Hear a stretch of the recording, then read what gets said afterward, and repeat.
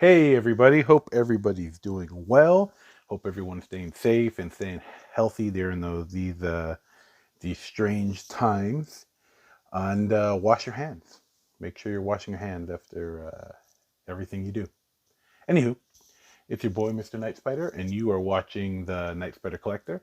And since a lot of us have time on our hands, and there's a lot of talks about the PlayStation 5, Xbox Series X, all these new consoles coming out by the end of the year, I decided to do a quick little video of 10 games that you definitely want to play on your PlayStation 3 before moving on to the next generation. Let's check it out. A quick disclaimer: none of these are in any particular order, so it's not like one's ranked higher than the other. They're just a list of games I suggest that you try. First mention is the God of War collection on PlayStation 3. I'm not sure if they ported this over to the PlayStation 4, but this is definitely a collection worth getting. You have the first God of War and the second God of War on the PlayStation 2, and you could get all caught up to what happens of God of War 3, as well as the reimagining God of War, which is kind of like a soft reboot. So definitely worth taking a look. A lot of action, a lot of rage. This is definitely a fun collection to play through and get all caught up. My second mention is the Metal Gear Solid HD collection. So you have Sons of Liberty, Snake Eater, and then you have Peace Walker. I never played Peace Walker. I played these two, and they're really good. But Peace Walker, I don't think, I think it was originally on PlayStation Portable. I'm not sure. But anyway, definitely a great way to get caught up on all the Metal Gear stuff, and then it could take you straight into my next mention. Metal Gear Solid 4. This game I've probably actually honestly only gotten halfway through, but this has a lot of game to play through, a lot of cutscenes that are really long. But at the time, it was such a huge leap from the original formula. So this is definitely a great game to dig your teeth into, spend a lot of time seeing what happened to Snake as he has this advanced aging disease and all that good stuff. And if you haven't played the Metal Gear Phantom Pain, then you could jump into that. But I do recommend playing this. This is a great game. Infamous 2.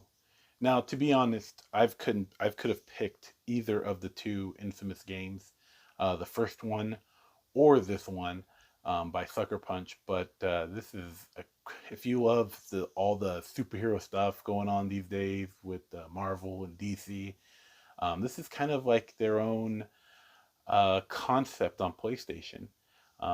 So if you haven't played Infamous 2 or the first Infamous, I would say give it a go. Jump in. You get this guy has like really cool electricity powers, and then they expand on that in Infamous 2.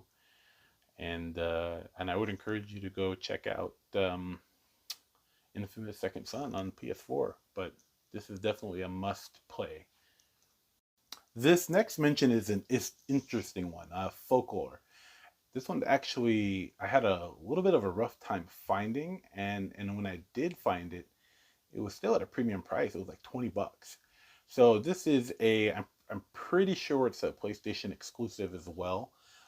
You get to pick this lady or this guy in the game, and you go to this like mysterious island when you're doing some type of investigation. I haven't played it in a while, but you go to this mysterious island, and the way the combat is, you have some combat, but it's almost like Pokemon or Jade Cocoon, and it involves all these mythological creatures. You have trolls, goblins, and a bunch of other creatures I've never even heard of. But this is a really fun game, really solid, super like anime, but it's really cool. Folklore, check it out.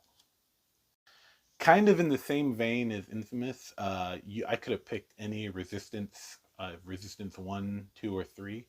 I played the first Resistance. I picked this one up. I only got it for like $2 or $3 at a bookstore. But from what the reviews say and what a lot of critics say, this Resistance 3 is the best one out of the three. But I did enjoy the first one a lot, so I'm sure this one is going to be excellent. If I thought the first one was awesome, first person shooter from Insomniac Gaming, which they do a lot of stuff more exclusive on the PlayStation, but if you know the name, they make bomb games. Check it out. This is a game that I never picked up in during the actual cycle of the PlayStation 3 because this game was always like around $40, like for the longest time. So I finally picked up Heavenly Sword. The combat, it kind of reminds me, the story vibe does kind of remind me of Aloy from Horizon Zero Dawn, as far as like the vibe.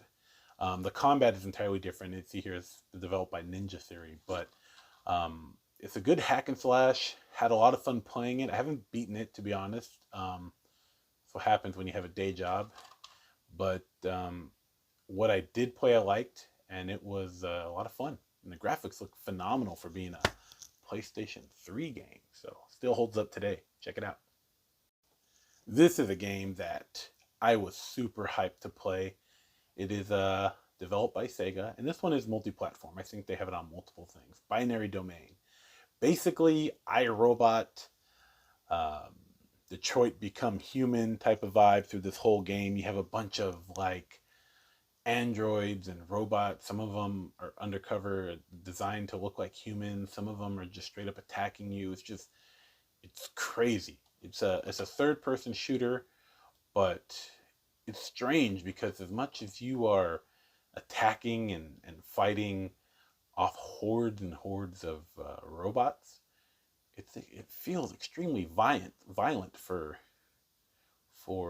blown away machines. It's crazy. It's a good game. It's fun. Check it out. Alfre Protocol from Obsidian. This game is almost kind of silly, but in a good way. You are a spy. It's kind of like an action RPG. There's hacking involved. There's stealth, or you can go guns blazing. There's dialogue options. Very, very ahead of its time. And not everyone liked it, but I played it and I thought the gameplay was very grabbing. Really pulled you in. Once again, haven't beaten it. That's what happens when you are a busy man, but definitely fun. Definitely worth a playthrough. Definitely worth going through. and the crouching is hilarious. Check it out. You know what I mean. And my last mention, but not least, is Reckoning.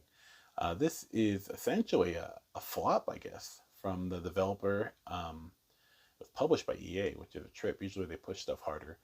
But it's like this big fantasy world, and the combat is very hack and slashy, but at the same time it feels very customizable. There's a lot of option with what you can do with magic and sword play, and there's a lot going on. This game is tons of fun. Definitely a more faster pace, but this is an RPG that's if you want like I guess I wouldn't even say it a hack and slash Oblivion. This is like if you were to take almost like if you took Diablo and made it a faster pace and put it in a fantasy world and then made it third person. It's wild, but yeah, Reckoning, check it out. This one's also multi-plat. And that concludes my list of mentions for the PlayStation 3 era of games to check out before moving on to the PS5. Tell me what you thought of it. Tell me if you agree with my choices. Some of them are hidden gems and some of them are black sheep of the era. But yeah, check it out. Thank you for watching. Stay safe out there and have a good one. Peace.